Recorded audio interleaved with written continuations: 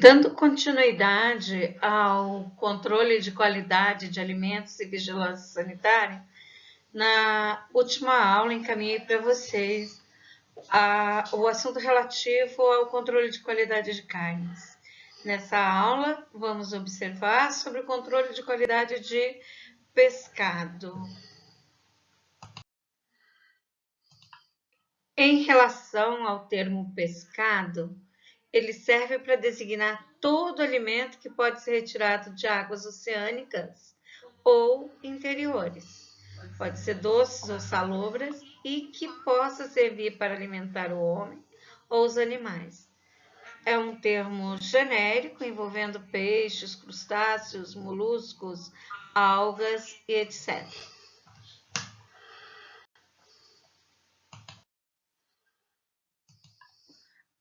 As perdas de qualidade do pescado estão diretamente relacionadas ao tempo, desde a captura, do processamento e da comercialização do pescado. Essas alterações, elas podem ser de natureza físico-química, sensorial e microbiológica. Essas alterações, elas podem ser devidas a diversos fatores, entre eles as condições de armazenamento a bordo do pescado e também da natureza de sua composição. Em relação aos fatores que influenciam no grau de conservação e frescor dos pescados, nós temos os métodos de captura aos quais o pescado é submetido. Se o pescado se debate tentando se libertar das redes de pesca ou morre em agonia nos barcos pesqueiros, ocorre o esgotamento de suas reservas de energia, o glicogênio. Isso vai ocasionar um rigor mortis mais rápido e, consequentemente, uma deterioração mais acelerada e intensa. Portanto, quanto mais glicogênio é armazenado, maior é o tempo de vida útil do produto. O pescado ele começa a alterar-se imediatamente após a captura.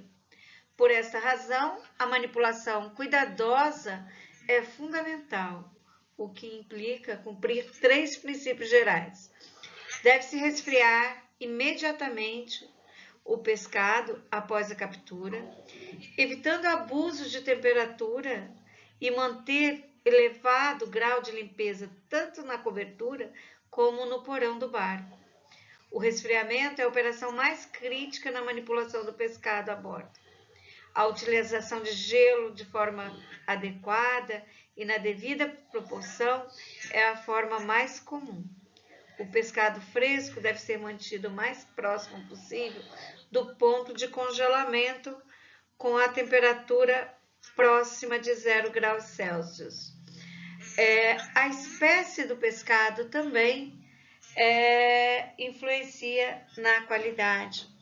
O tempo de arraste do peixe da rede, as áreas de pesca também, lembrando que tem regiões poluídas, né?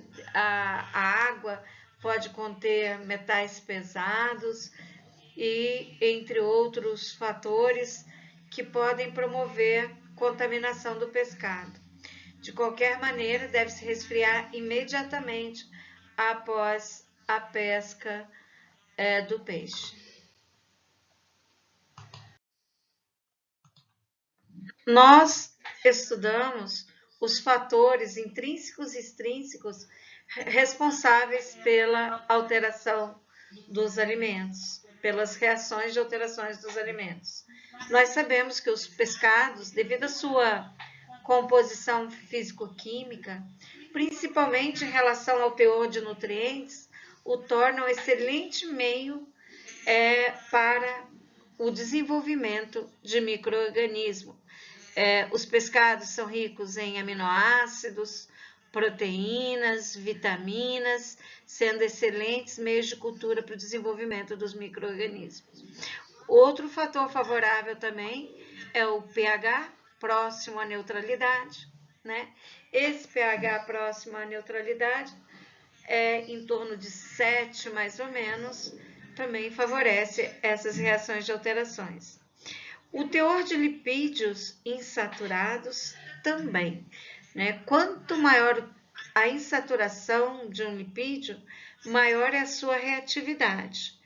E as reações advindas são o ranço oxidativo, a oxidação dos lipídios, que vão promover a formação de radicais livres.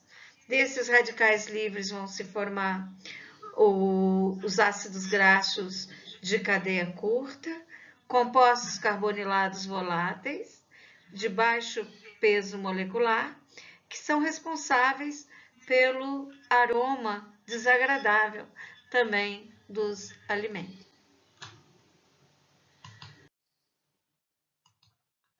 O teor de proteínas dos pescados varia entre 15% a 25%. Esse teor é muito semelhante ao observado nas proteínas da carne bovina e na carne das aves e das leguminosas também. Observa-se que as proteínas dos pescados apresentam alto valor biológico, ou seja, elas apresentam todos os aminoácidos essenciais em quantidades ótimas necessárias e também alta digestibilidade.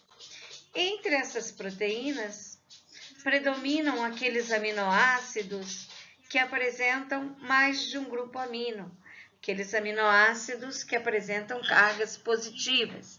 São eles a arginina, lisina e a histidina.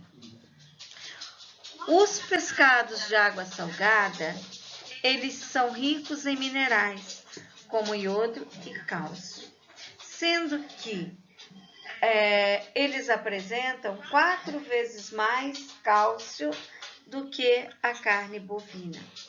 Vários patógenos também estão associados ao pescado. Entre os patógenos associados aos pescados, nós temos as Campylobacter, as Escherichia coli, as Listeria, Salmonella, Vibrio, o rotavírus, a Giardia, entre outros.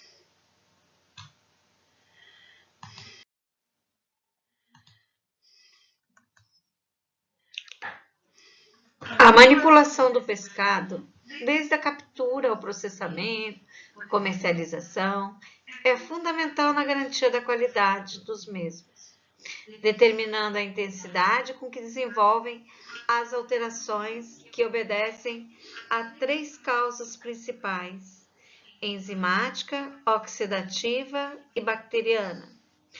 A rapidez com que se desenvolvem cada uma dessas alterações depende de como foram aplicados os princípios básicos da conservação, assim como da espécie e também dos métodos de captura.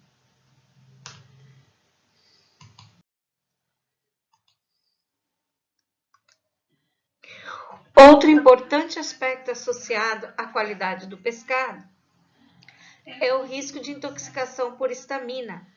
Histamina é uma amina não volátil que pode ser produzida em algumas espécies de pescado, a partir da histidina, que é um aminoácido livre.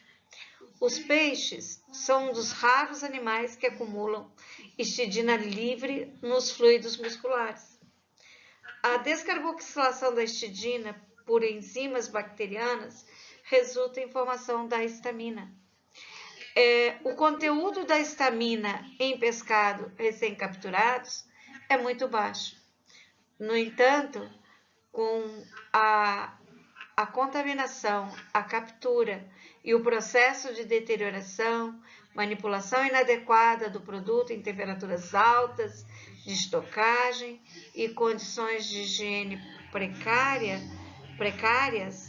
aumentam o teor de histamina nos peixes.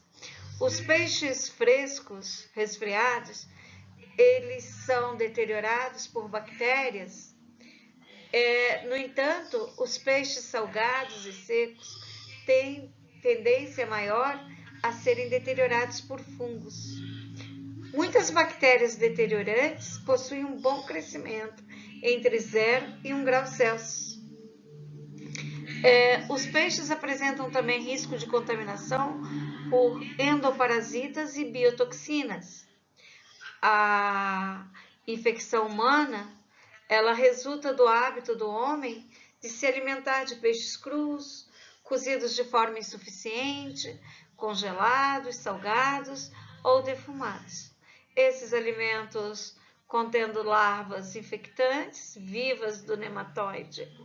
As espécies mais comumente envolvidas na infecção humana são os Anisakis e as pseudoterranovas.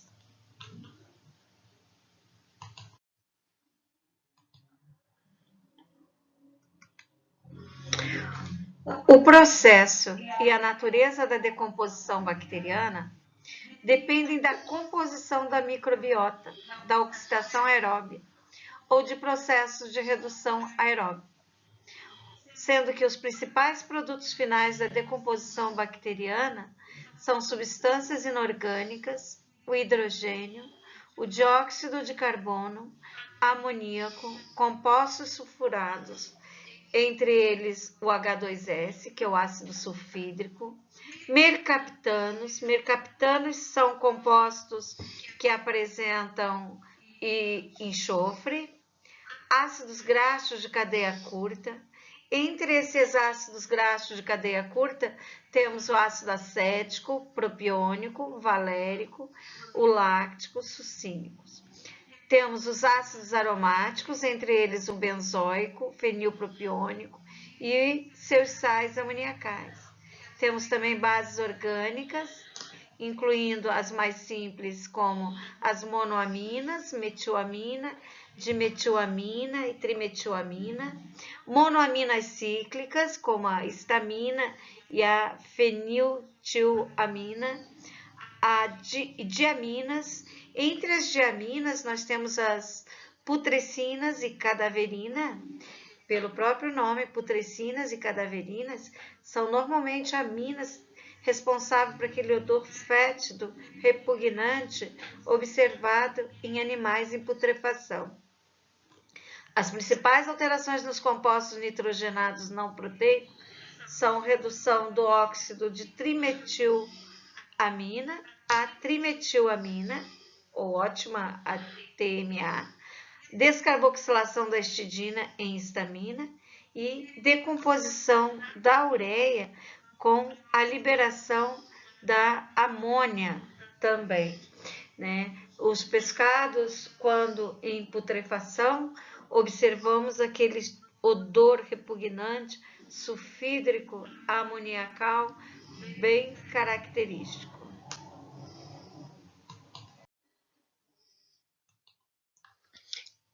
As principais alterações nos compostos nitrogenados não proteicos presentes nos pescados são a redução do óxido de trimetilamina a trimetilamina. Também a descarboxilação da histidina em histamina, como nós já vimos anteriormente, e a decomposição da ureia com liberação de amônia.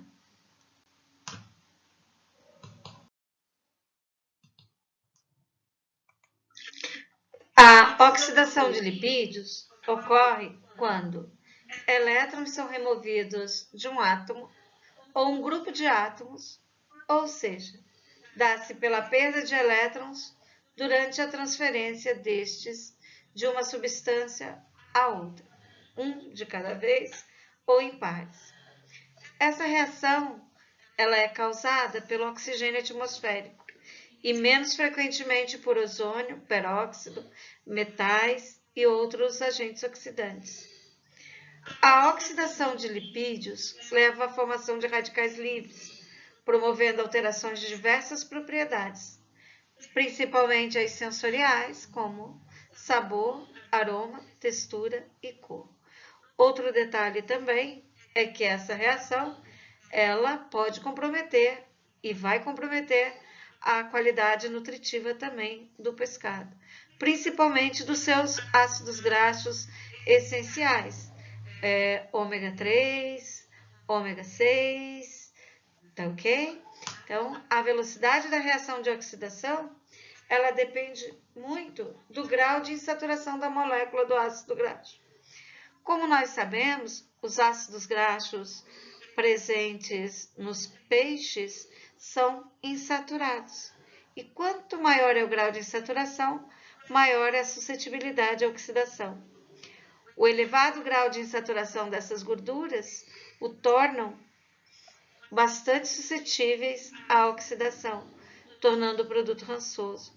Isso acarreta alterações não apenas no sabor, mas também pode apresentar riscos associados à formação de peróxidos, resultantes da degradação, e produzir um cheiro forte e um sabor acre, além, é claro, também de comprometer a qualidade nutricional do pescado.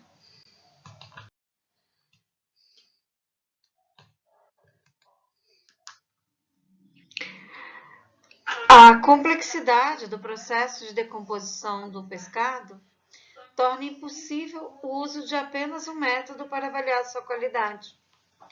Nesse sentido, é mais viável e segura a utilização de métodos combinados. Geralmente, combinam-se um método sensorial, que é o método considerado subjetivo, com um método não sensorial. Um método não sensorial é um método mais objetivo. Os métodos sensoriais são métodos muito antigos, no entanto, são muito utilizados. Entre os métodos não sensoriais utilizados para avaliação da qualidade do pescado, nós temos os métodos físicos. Entre os métodos físicos, observamos o pH, tensão das fibras musculares, as propriedades elétricas, dureza do músculo, viscosidade do suco extraído da carne, entre outros. Em relação aos métodos químicos, nós podemos destacar o teor de nitrogênio das bases voláteis totais, nitrogênio de trimetilamina, hipoxantina, histamina, o valor de K das aminas, aminoácidos livres e H2S, ácido sulfídrico, entre outros, e também as análises microbiológicas que apresentam uma importância muito grande na avaliação da qualidade dos pescados.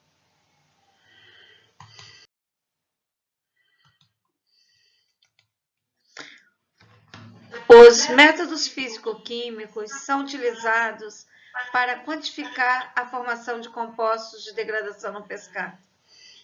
Várias são as determinações que podem avaliar o grau de conservação do pescado, como a medição do pH, as bases voláteis totais, conhecidas como BVT, a distamina por espectrofluorimetria, além da reação de Haber para gás sulfídrico. Os métodos utilizados, eles devem seguir legislações oficiais. Por exemplo, no Brasil, os métodos analíticos oficiais são estabelecidos pela Instrução Normativa de número 25, de 2 de junho de 2011. Segundo essa normativa, as amostras encaminhadas a provas físico-químicas deverão estar separadas daquelas enviadas às análises microbiológicas. Quanto ao pH, a legislação brasileira, ela estabelece valores entre 6,5 e 6,8 para a musculatura interna e externa de peixes, respectivamente. O pH não é considerado um índice seguro para avaliar o estado de frescor do peixe e, por isso, seu uso geralmente é restrito, pois varia de amostra para amostra. As bases voláteis totais, elas representam um conjunto das bases nitrogenadas. Como nós já citamos anteriormente, Quais são essas bases nitrogenadas? Amônia, trimetilamina, dimetilamina, a monometilamina, putrescina, cadaverina, a espermidina. Normalmente essas bases estão presentes em pescado que deteriora. O nitrogênio dessas bases voláteis totais tem sido utilizado para estimar objetivamente a qualidade do pescado, esperando que à medida que as contagens microbianas sejam mais elevadas, esses valores também aumentem. No entanto, não existe uma unanimidade em relação a esse parâmetro, não. Outros autores não consideram o nitrogênio BVT como parâmetro para avaliar o frescor.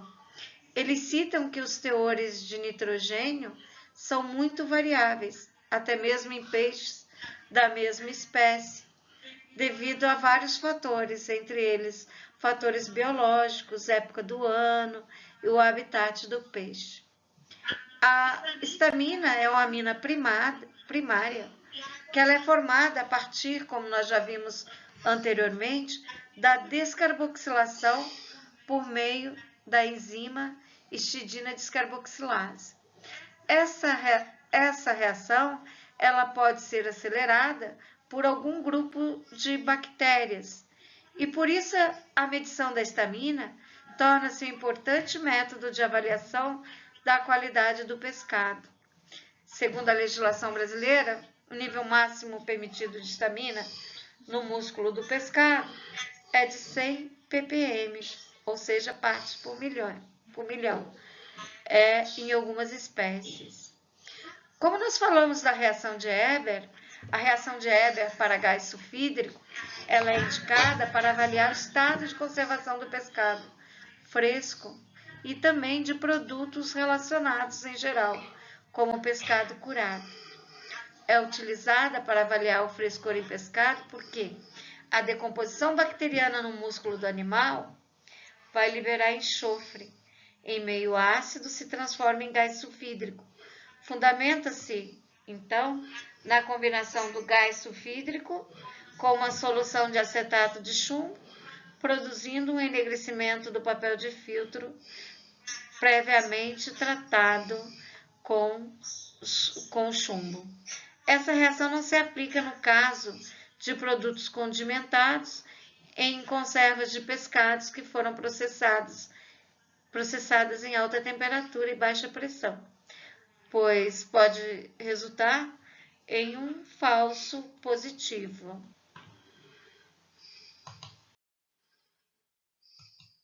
Então, como conservar ou manipular o pescado? Devemos eviscerar o quanto antes. E após o evisceramento, devemos lavar com água potável. Temos que garantir a potabilidade desta água para não correr o risco de contaminação do pescado. A carne do peixe ou peixe inteiro, ela tem que ser mantida numa embalagem ou recipiente fechado. Por quê? Para evitar o ressecamento. Cada espécie ela vai durar um tempo na geladeira, que pode variar de 2 a 15 dias. O congelamento ele é importante porque o congelamento ele vai diminuir a velocidade do crescimento bacteriano, mata a maioria dos parasitas que possam estar no peixe, tá ok? No entanto, o descongelamento ele deve ser feito na geladeira, ou seja, o congelamento normalmente de alimentos proteicos ou de qualquer alimento deve ser rápido e o descongelamento lento. E o cozimento de lula e polvo, o ponto de cozimento ótimo deve ser em torno de 4 minutos ou 40 minutos, ou é bem curto ou é mais longo. Devemos fazer sempre um teste antes.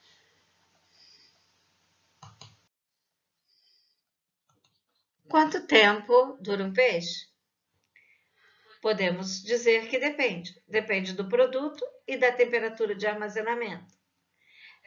Cada tipo de produto, dependendo da temperatura de armazenamento, vai ter um tempo de durabilidade. Vamos ver alguns exemplos. Peixes gordos congelados glaciados em temperaturas de menos 15 a menos 18, 6 a 8 meses. Peixes magros em filé em temperaturas de menos 25 a menos 30, 10 a 12 meses.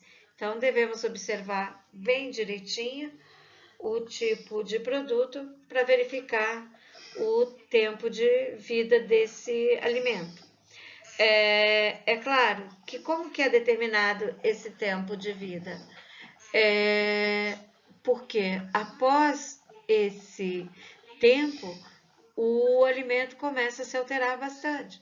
Altera suas características sensoriais e as características físico-químicas também, tornando inadequado para o consumo ou tornando inaceitável sensorialmente. Tá ok?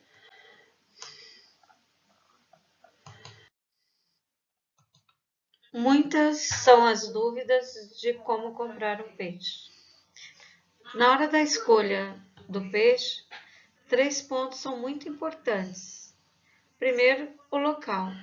Verificar a limpeza, a higiene do local, se está de acordo com as normas da vigilância sanitária, se o trabalhador do local está adequadamente paramentado, conforme a legislação vigente, e a exposição do peixe à venda, se ele está sob refrigeração e conforme as normas recomendadas também. Como comprar um peixe? O que observar no local? Primeiro, a limpeza do local.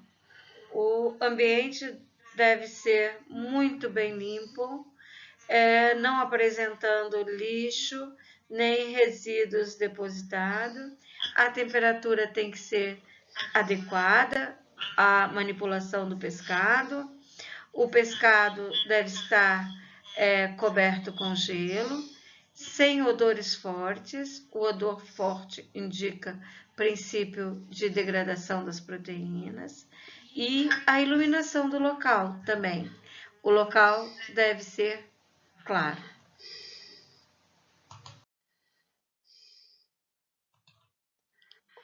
O que observar no funcionário?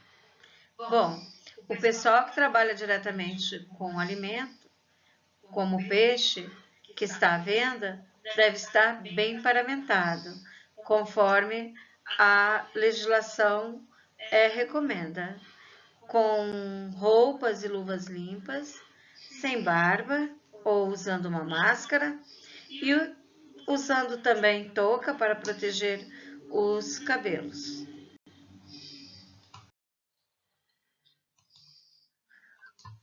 Qual é a forma de exposição do peixe? Quando ainda com couro, escamas e cabeça, o peixe deve estar envolto em gelo e protegido do ambiente, seja em uma vitrine ou seja em uma embalagem. Quando o peixe já estiver filetado ou em postas, ele deve estar sempre embalado, mesmo que só com plástico, filme e refrigerado.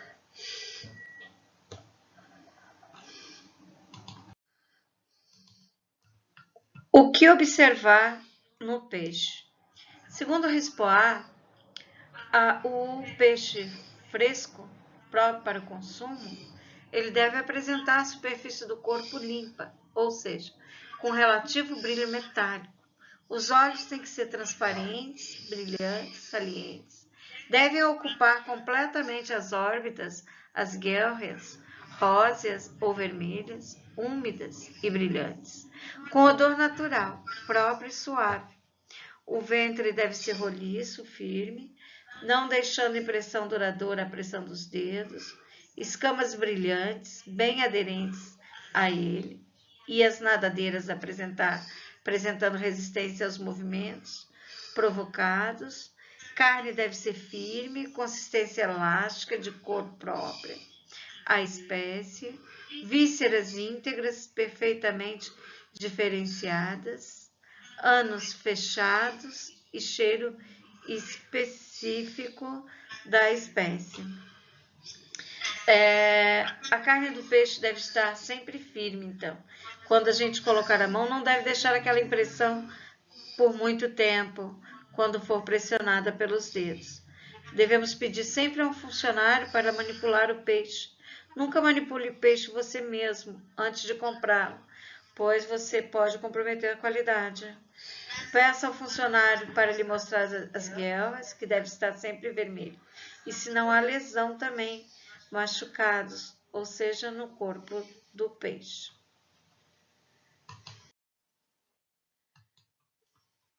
Continuando, o que observar no peixe é quando em filés ou postas, os filés devem ter coloração por igual em todo o corpo, sem aparentar queimaduras pelo frio. A carne não pode parecer que está desmanchando, o produto deve estar limpo.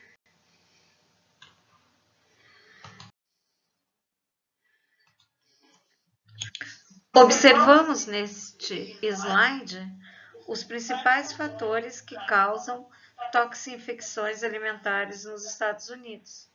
Nós observamos aqui que um dos principais fatores é a temperatura inadequada. 25% das toxinfecções provocadas por temperatura inadequada. E estamos falando de peixe. Os peixes são alimentos muito sensíveis às alterações de temperatura. Então, gente, manter a temperatura é fundamental para a qualidade do pescado.